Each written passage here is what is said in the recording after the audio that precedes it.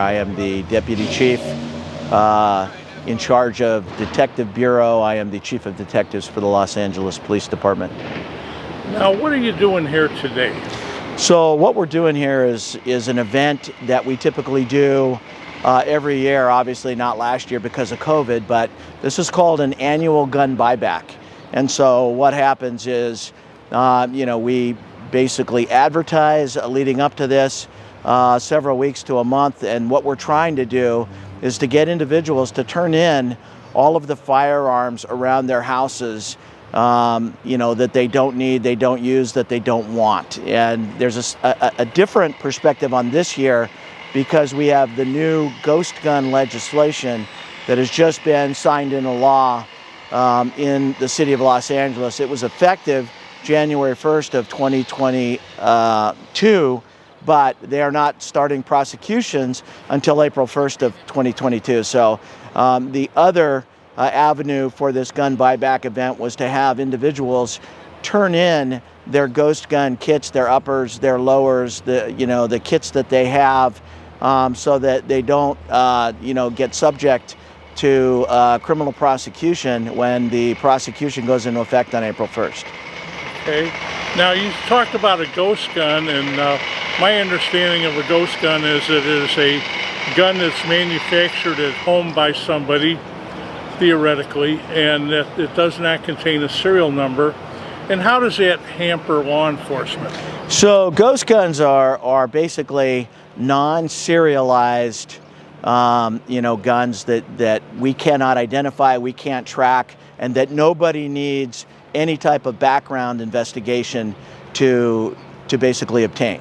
And so what that is what we've been finding in the city of LA is, ghost guns are the primary choice of individuals who cannot get firearms. Prohibited possessors, individuals who have mental issues that are prohibited from having those firearms, people who are convicted of crimes, both misdemeanors and felonies, can't have or own or possess firearms in the city of LA. The ghost gun is that choice for them. And ultimately to possess, to use, to get involved in criminal activity. And the ghost guns are parts. They have precursor parts. They're the upper receivers, the lower. It can be a pistol. Ultimately, it can be a rifle. And it's not necessarily guns that are made at home. That's kind of the focus of a kit, but rather individuals make ghost guns and resell them out in the communities. They are ghost guns, but they're not made at home by people. They're made by individuals who are circumventing the regular process from the ATF, the tracking and registration process, and ultimately the background process, and then they will end up selling these to individuals who cannot normally obtain or possess them. Now, those people selling those ghost guns, they're already violating existing federal law, aren't they? They can, yes, they can be. That would make that a felony and they could do to manufacture. 10 years for that, right? Absolutely. Okay, but they don't get 10 years, do they? They all get probation. I don't know. I haven't looked at the manufacturing aspect.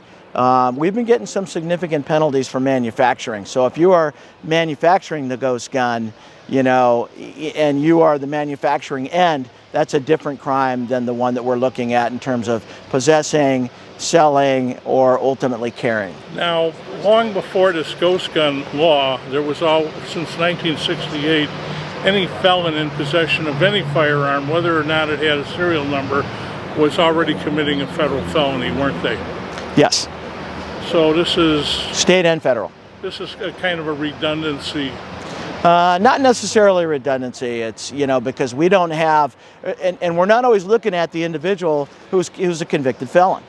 Yeah. Ultimately, there are individuals who are not convicted who are possessing those firearms, but that normally could not possess them for other reasons. They're named on a restraining order, whether civil or criminal, or ultimately they have the mental crisis issues, which they have been confined, and they are also prohibited from having firearms, and or other individuals who are not of age are coming into contact with these. Federal law covered that also, so this is again Well, not necessarily, but here, when we have that, we've got that now, the process in the city as a misdemeanor for those who possess those who sell and those who furnish the ghost guns to anybody. Okay, now let's talk about the serialized or lack of serialized weapons. I'm found with a ghost gun, does it really make any difference where I got it, period, unless it's stolen? Absolutely. I mean, we can trace back weapons, and we also know that when they're serialized, many times they're reported stolen. We have a lot of thefts from vehicles and from burglaries in and around the city of Los Angeles. So I know where those guns come from. I know the origin of those firearms, and ultimately we can trace those back. Likewise, with the other ones, the non-serialized, we can trace those back. We can use DNA, we can use fingerprints, and ultimately other avenues to be able to trace those guns back, not only show who's possessing those, but trace them backwards. Okay, now, your armed robberies that you have, these people usually don't leave these weapons behind, do they? Well, we do get weapons that are left behind, during when they're being chased, or when they're either arrested or they are incapacitated at the scene or killed at the scene, then that gun is left behind. Well, but there's also other ones, and we have a kind of a robbery issue right now, or a trend, where people, when they're fleeing the scene, the first thing they will toss out is the weapon.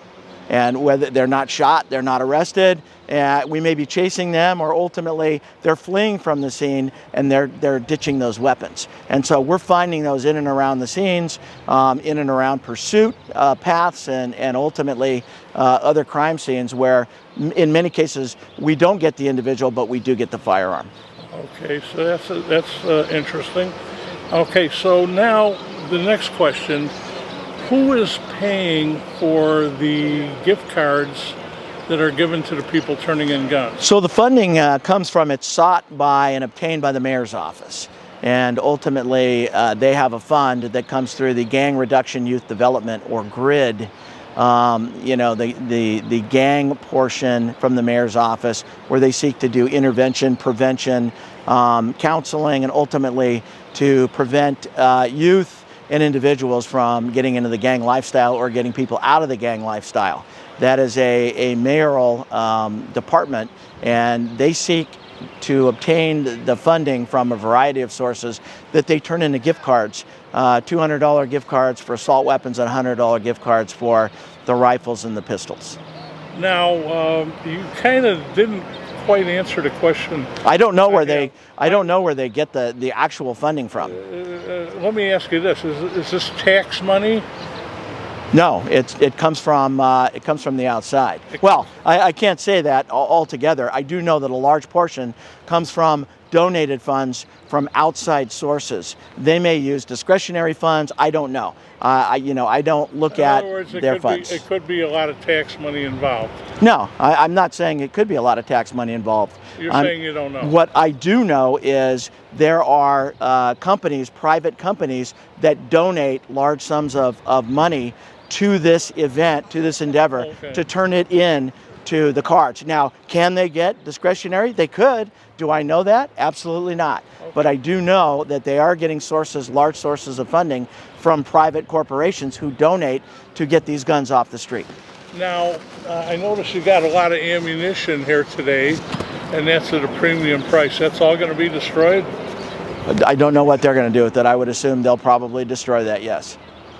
And any of these firearms that are particularly unusual wind up in the crime lab for comparison to other weapons involved in crime? Yes. Are they all going to be destroyed? No, they will look at it in the forensic crime lab in the firearms analysis unit. We do maintain a large number of firearms for comparative purposes, yes. And some of these weapons, if we do not already have a model, will be converted to that database. Absolutely. That would be a useful purpose. Yes, absolutely. Okay, and how many guns do you think you're going to get today?